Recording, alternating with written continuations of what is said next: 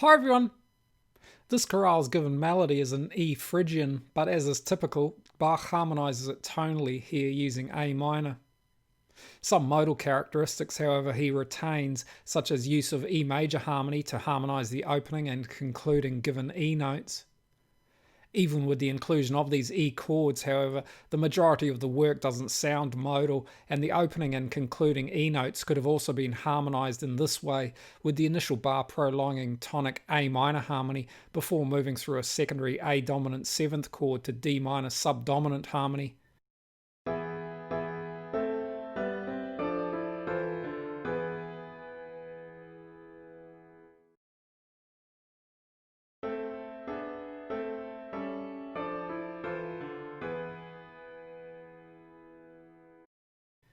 And with the work concluding with a perfect cadence in A minor.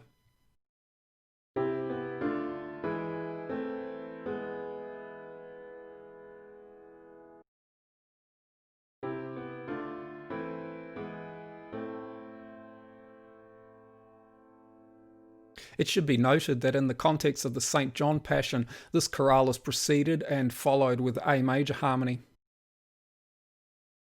Moving to the first cadence, Bach uses a series of vertical sixths between the soprano and bass, the first of which is harmonised using first inversion minor dominant harmony, and the final sixth harmonised as subdominant 7th harmony.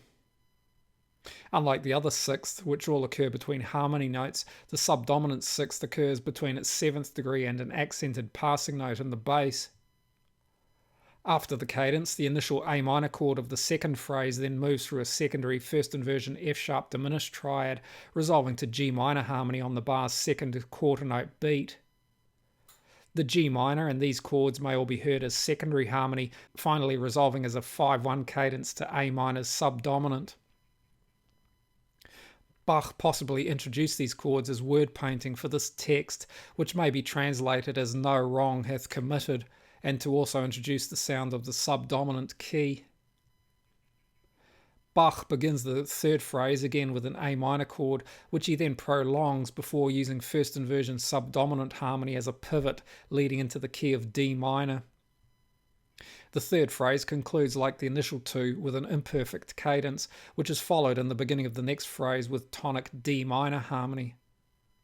Bach then uses D minor's subtonic, moving to what may be heard as a secondary root position F dominant 7th chord, which then moves through secondary first inversion D dominant 7th harmony to D minor's own subdominant G minor. The secondary chords and G minor subdominant harmony may be heard either as a 3-4 progression in D minor, with the E flat note sounding as an accented chromatic passing note, moving to the root note of the secondary D dominant 7th chord, which itself includes many of the same notes as the previous chord and which moves by step to G minor harmony. Or they may be heard as an interrupted cadence in B flat major with intervening secondary D dominant 7th harmony. Both of these options explain the theory behind why these chords work in this context. However, their inclusion may simply be another instance of word painting, here for the text, like a thief made captive. After G minor subdominant harmony, Bach then moves through a secondary G sharp diminished 7th chord with no third to cadence on A dominant harmony. Beginning the next phrase, Bach again uses D minor harmony as a pivot, returning the work briefly back to the key of A minor before using tonic A minor harmony as a pivot into G major, which he cadences into, again using an imperfect cadence. The chorale's remaining bars essentially use the same given melody as these bars, to which Bach provides an alternative harmonization while preserving some earlier features. While here Bach uses secondary chords resolving to a D minor triad, for example, with this E harmonized as secondary C sharp diminished 7th harmony. In this bar he begins the phrase using a passing progression, moving between what may be heard as G major's minor subdominant chord and secondary A dominant 7th harmony, which on the third quarter note beat preserves the C sharp in the bass. The passing progression's middle chord, second inversion G minor tonic harmony, and the dominant harmony which follows this progression are all minor, with Bach here treating this given E note as a 9/8 suspension resolving over the dominant chord. As with the earlier examples, use of these chords are probably another example of word painting here for the text, and falsely indicted an analysis which is confirmed with the phrase concluding in G major.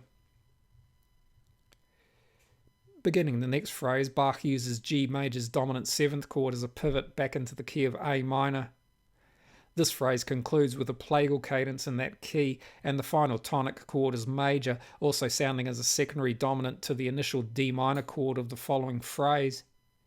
The part crossing here was probably included to preserve this ascent in the tenor part while avoiding unusual doublings or leaps in the alto. Here, reflecting a similar harmonization of the same melody in this bar, Bach uses A minor's mediant, leading to submediant harmony, which then moves through mediant to subdominant harmony to conclude on a sustained E major chord. The A and C notes, therefore, should probably be heard respectively as upper neighbour and passing notes, and not as neighbouring second inversion tonic harmony to the surrounding E major chord.